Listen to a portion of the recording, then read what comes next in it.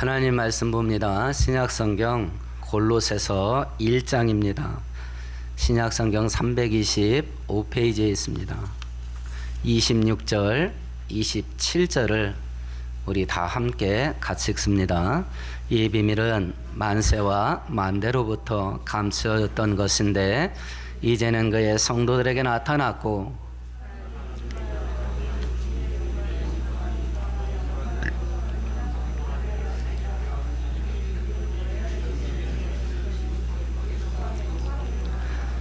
아멘, 아멘. 오늘은 하나님 대신 예수님이 사람으로 이 땅에 태어난 날을 기념하는 날입니다. 정확한 날이 아닙니다. 그냥 기념하는 날입니다.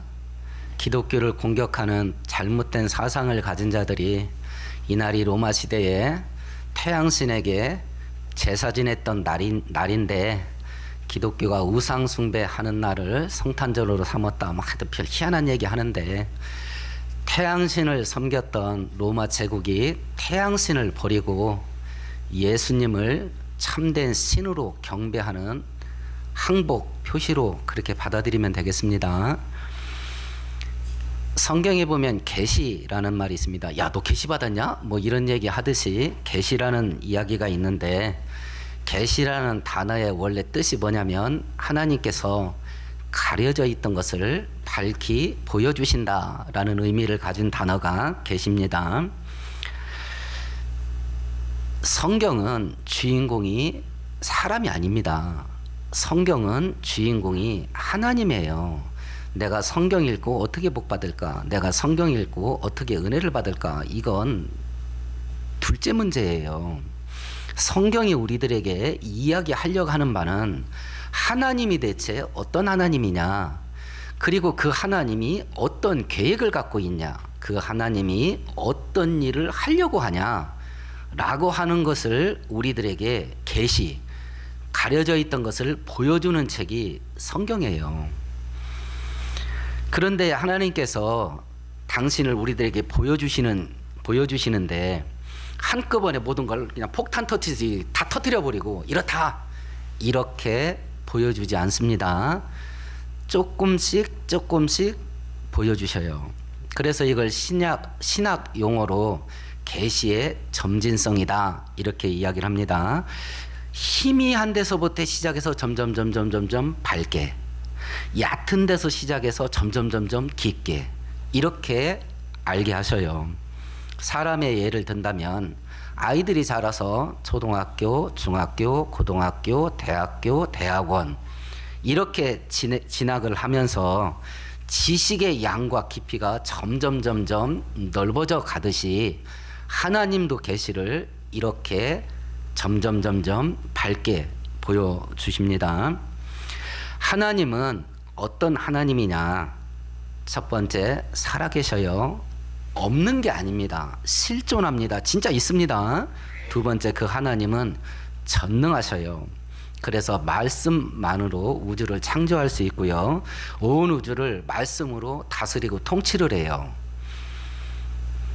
그 하나님은 우리에게 은혜 주기를 기뻐해요.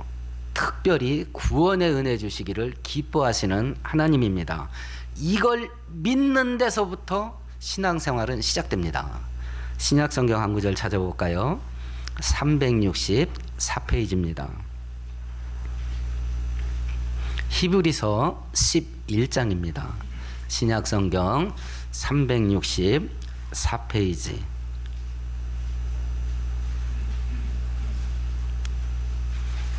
히브리서 11장 6절 같이 읽습니다. 믿음이 없이는 하나님을 기쁘시게 하지 못하나니 하나님께 나아가는 자는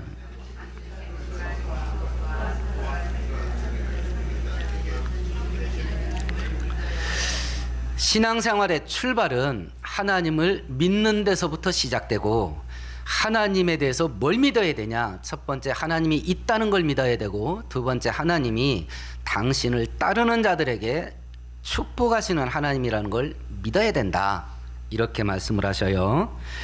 이제 이런 하나님께서 구약 성경에서는 하나님이 살아계시고 하나님이 전능하시고 하나님이 당신의 백성들에게 구원의 은혜를 베푸시는 하나님이다라는 사실을 증명해야 될 거 아니에요. 하나님께서 구약 시대에는 하나님이 이런 하나님이라는 걸 어떤 방식으로 하나님께서 증명을 했냐면 주로 땅의 것들, 눈에 보이는 것들을 주시는 것을 통해서 사람들이 하나님이 이런 하나님이구나 하는 것을 알게 하셨어요. 물질 축복을 주셔서 부유케 하시고 성공하고 출세하게 하셔서 부귀영화를 누리게 하시고 말도 안 되는 군사력을 가지고 강대한 나라들과 싸워 승리케 하시고 아이 낳지 못하는 여자가 아이를 낳게 하시고 꼬여진 인생의 문제들이 풀려서 형통하게 하시고 이런 일들을 통해서 사람들이 하나님이 살아계시고 전능하시고 우리들에게 좋은 것 주시는 하나님이다 라고 하는 것을 증명시켜 왔어요. 구약 성경에서는. 그러니까 구약 성경의 주제 성경 구절이 주제 성경 구절이라고 한다면 여호수아 1장 7절이 될 수 있겠습니다.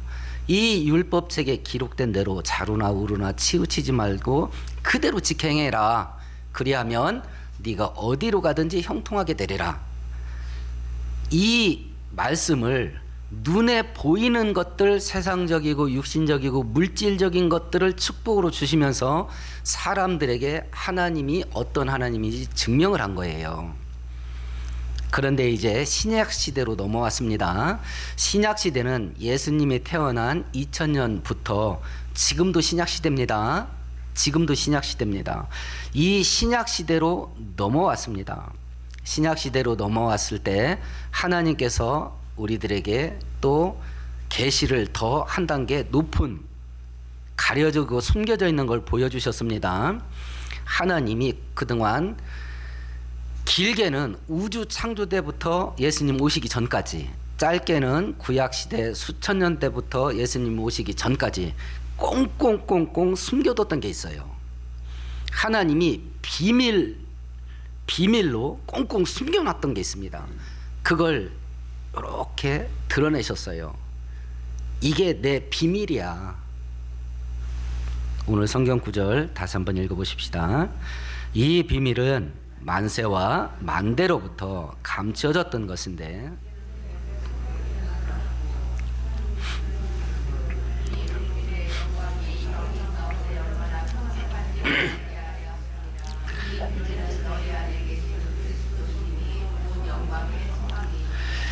하나님께서 천지가 창조된 이후로부터 예수님 태어나기 전까지 꽁꽁꽁꽁 숨겨놨던 비밀을 딱 보여줬어요. 그 비밀이 뭐냐면 예수님이랍니다. 예수님이 하나님이 그동안 숨겨왔던 가장 은밀한 비밀이에요. 그리고 그 예수님이 최고의 축복이 된 거예요. 예수님이 구약 성경에서는 이 예수님이 희미하게 보여졌습니다. 창세기 3장 15절 찾아보십시다.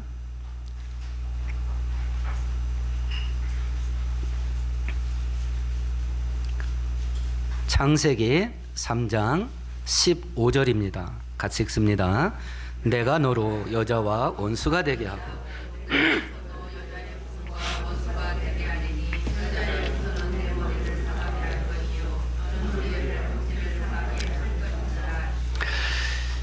사람을 타락하게 만든 마귀에게 하나님께서 뭐라고 말했냐면 여자의 후손이 네 머리를 짓밟아 깨트려 버릴 거다.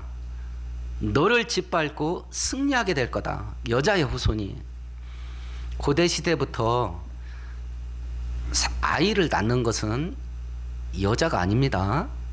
아이를 낳는 것은 남자입니다. 그래서 성경 읽어보면 아버지가 누굴 낳고 아버지가 누굴 낳고 아이를 낳는 것은 남자입니다. 엄마는 아이를 기르는 겁니다. 그래서 한문으로 어미 모자는 여자가 아이를 끌어안고 젖을 먹이는 것을 형상화한 단어가 변화돼서 지금의 어미 모자가 된 거예요.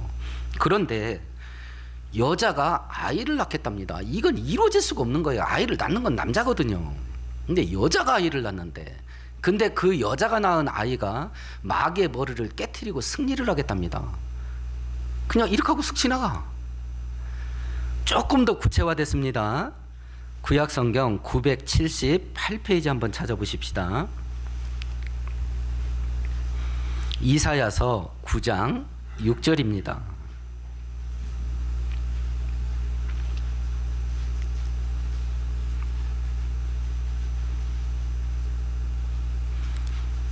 이사야서 9장 6절 같이 읽습니다. 이는 한 아기가 우리에게 낳고 한 아들을 우리에게 주신 바 되었는데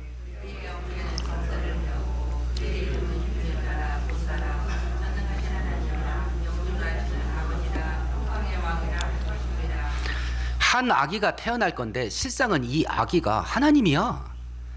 이렇게 하고 구약은 지나갑니다. 예수 그리스도에 대해서, 메시아 구원자에 대해서 구약 성경은 장화 신고 지나가듯이 이 정도로 이야기하고 쓱 지나갑니다. 유대인들은 이 예언의 말씀을 듣고 대체 왕으로 태어나서 우리를 통치할 그리스도 메시아가 누구냐? 왜냐하면 너무 희미하게 말씀을 하셔가지고 이게 뭔지를 모르겠어.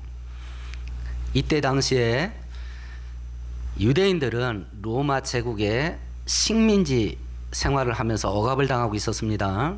그래서 유대인들은 생각할 때 하나님께서 다윗의 후손에게 영원한 왕이 태어나게 하겠다는 열왕기상 9장 5절의 예언의 말씀을 통해서 다윗과 같은 강력한 정치적인 왕이 태어나게 될 거다. 그 강력한 정치적인 왕은 우리 이스라엘을 누구도 건드리지 못할 초강대국으로 만들 것이고, 로마 제국에서 해방되게 하고 주변 이방 나라를 정복해서 조공을 받고 우리는 태평생대를 누리게 될 거다. 이렇게 생각을 했습니다. 예수님 오셨을 때에도 이건 세례 요한도 그렇게 생각했습니다. 세례 요한이 자기 제수 씨하고 결혼한 헤롯 왕을 당신 죄 짓는 거예요 하나님 앞에서, 이렇게 비난했다가 감옥에 갇히게 됩니다. 이제 세례 요한도 순교가 임박했습니다. 근데 예수님을 보니까 이건 아닌 거야. 세례 요한도 예수님이 누군지 자기 분명히 알았잖아요. 요단강에서 세례 줄 때 하나님께서 저가 내 아들이라 하는 음성을 직접 들었잖아요, 세례 요한이. 아니 그런데 하는 걸 보니까 이건 이상한 일만 자꾸 하는 거예요. 세례 요한도 예수가 강력한 정치적인 왕이 될 거라고 생각을 했거든요. 그럼 군대를 모으고 로마하고 전쟁을 해서 로마를 쫓아내고 이 나라를 태평생대로 만들어야 되는데 다니면서 계속 귀신 쫓고 병자 고치고 천국구 금전하고 막 이상한 거라는 거예요. 그래서 세례 요한이 죽기 직전에 자기 제자를 예수에게 보내요. 뭐라고 질문합니까? 기억나세요? 오실 그이가 당신 진짜 맞습니까? 아니면 우리가 딴 사람 또 기다려야 됩니까? 이렇게 물어본 이유가 아닌 거야 자꾸. 그러면 세례 요한이 기대했던 메시아가 어떤 메시아인데요? 정치적인 왕이었거든요. 이렇게 오해하고 있을 때에 예수께서 내가 이 땅에 왜 왔는지 아냐? 이 나라를 로마에서부터 독립시키려고 온 게 아니다. 왜 예수 그리스도가 하나님의 최고의 비밀이었는지, 왜 예수님이 하나님의 최고의 축복이었는지 그 이유가 로마서 3장 16절에 있습니다. 찾아보십시다. 신약성경 146페이지입니다.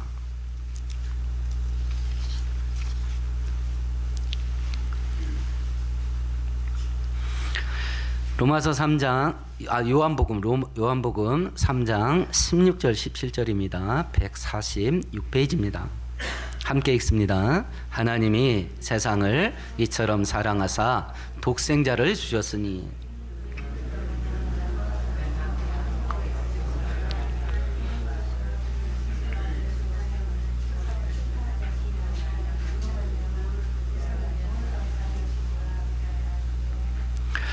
하나님이 세상을 사랑해서 예수님을 보내줬대요. 근데 예수님은 신분이 하나님이야. 근데 그 하나님 되신 예수님이 사람으로 이 땅에 태어나서 어떤 일을 하게 하려면 사람들을 여기서 말하는 멸망은 지옥 형벌입니다. 지옥에 가지 않고 영생, 여기서 말하는 영생은 천국에서 영생하는 겁니다. 천국에 가게 하려고 이 땅에 태어났다, 이렇게 말씀하셔요. 그러면 하나님이 꽁꽁꽁꽁 숨겨놨던 최고의 축복, 구약시대에는 하나님이 당신의 백성들에게 복 주시는 하나님이야, 이걸 증명하려고 물질도 주고 건강도 주고 승리케도 하고 애도 낳게 하고 꼬인 인생의 문제들이 풀리게도 하고, 이런 주로 땅에 속한 일들, 육신에 속한 일들, 물질에 관한 것들을 은혜로 주시면서 하나님은 복 주시는 하나님이다 라고 하는 걸 증명했어요. 그랬던 하나님이 신약시대에 넘어와서는 야야, 근데 내가 너네들한테 주려고 했던 진짜 축복은 이거야 하고 딱 보여줬는데, 그게 뭐냐면 천국 가는 은혜예요. 하나님이 나를 향해서 갖고 있는 유일한 목표, 유일한 소원이 뭐냐면 나를 데리고 천국 가는 거예요. 그게 하나님의 유일한 소원이에요. 나 데리고 천국 가는 거. 그런데 우리가 어제 살펴보았던 것처럼 사람이 창조될 때 코에 하나님이 생기를 불어넣어요. 그래서 사람이 생명이 되었다. 살아있는 영적인 존재가 돼요. 그래서 사람은 물질 세계와 영적인 세계를 동시에 살 수 있는 유일한 존재로 지음을 받습니다. 근데 이 사람에게 죽음이 다가와요. 죽음은 세 가지 종류가 있다고 그랬습니다. 첫 번째, 육체가 죽습니다. 두 번째, 영적으로 죽습니다. 하나님하고 관계가 끊어지는 겁니다. 지금 예수 믿지 않는 모든 사람들은 영적으로 죽어 있습니다. 그 영혼이 죽어 있습니다. 세 번째는 영원한 죽음입니다. 이건 지옥 형벌 받는 겁니다. 죽음의 종류는 다르지만 죽음의 원인은 딱 하나입니다. 죄 때문입니다.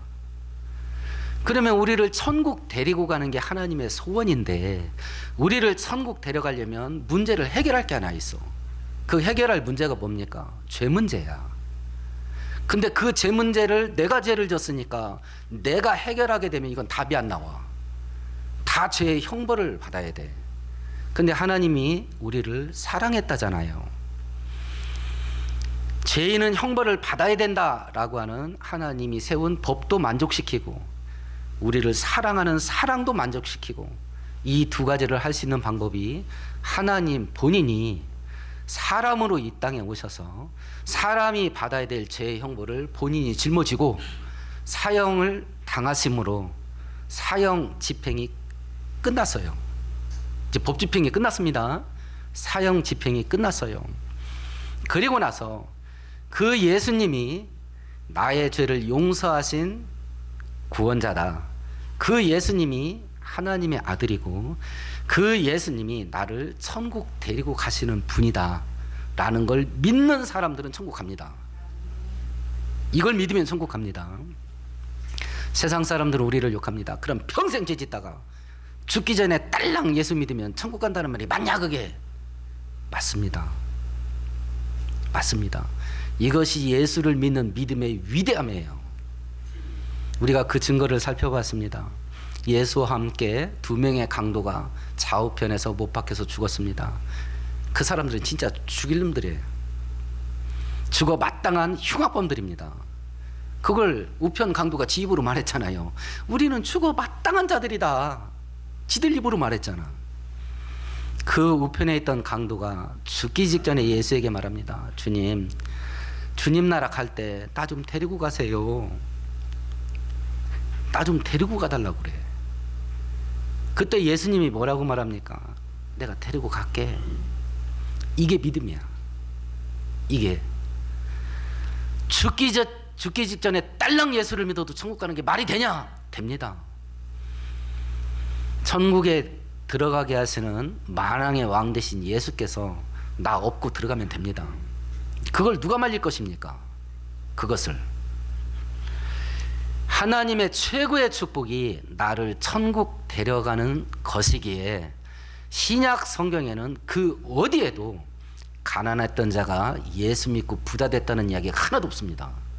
이해되시죠? 이제 구약 성경에 하나님께서 은혜 주시는 형태와 신약 시대 들어와서 하나님이 은혜 주신 형태가 완전히 달라져요. 오히려 신약 시대는 야야 돈 조심해. 돈은 일만하게 뿌리다. 너 돈에 사로잡혔다. 너 하나님 잊어버려.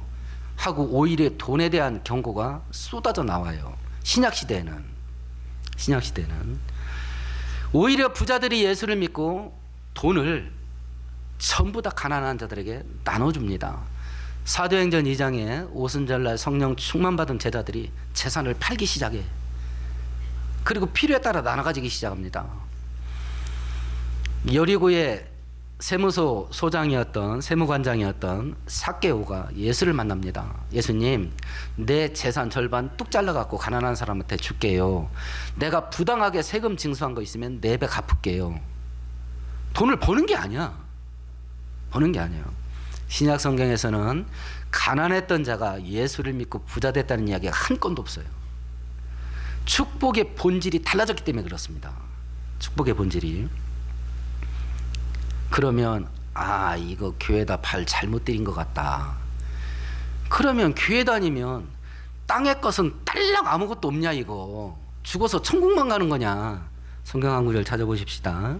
마태복음 6장입니다.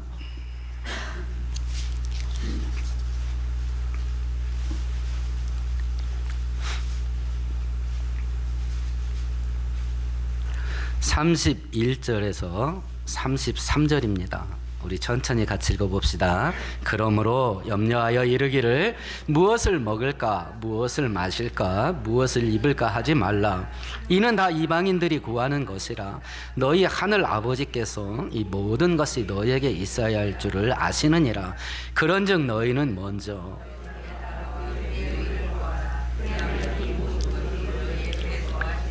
준다 그래. 하나님이 우리 아버지랍니다. 우리가 육체를 갖고 이 땅에 살려면 돈 있어야 되는 줄 안다. 집도 있어야 되는 줄 알고 옷도 있어야 되는 줄 안다. 양식과 식량 있어야 되는 줄 안다. 그런데 너희들은 그걸 얻고 움켜쥐는 것을 인생의 목표로 삼지 마라. 너희들이 삼아야 될 인생의 목표는 하나님과 그의 나라, 하나님과 천국이다. 하나님과 천국을 인생의 목표로 삼고 살아라. 나머지는 떨거지다. 떨거지. 왜 떨거지에다가 목숨을 거냐. 지금 현대는 돈과 경제에 목숨 걸고 삽니다. 성도는 거기다 목숨 걸지 마라. 성도는 하나님과 천국에 목숨 걸어라. 그러면 땅의 것들은 하나님이 알아서 주시는데 겨우 먹고 살 만큼 주는 게 아니라 더 준다. 만일 먹고 사는 이 문제가 인생의 목표가 되면 하나님이 잊어버린다. 천국에 갈지 못할 수도 있다. 이걸 경고하는 겁니다. 신약 시대에 하나님의 최고의 축복은, 하나님의 비밀은 예수입니다.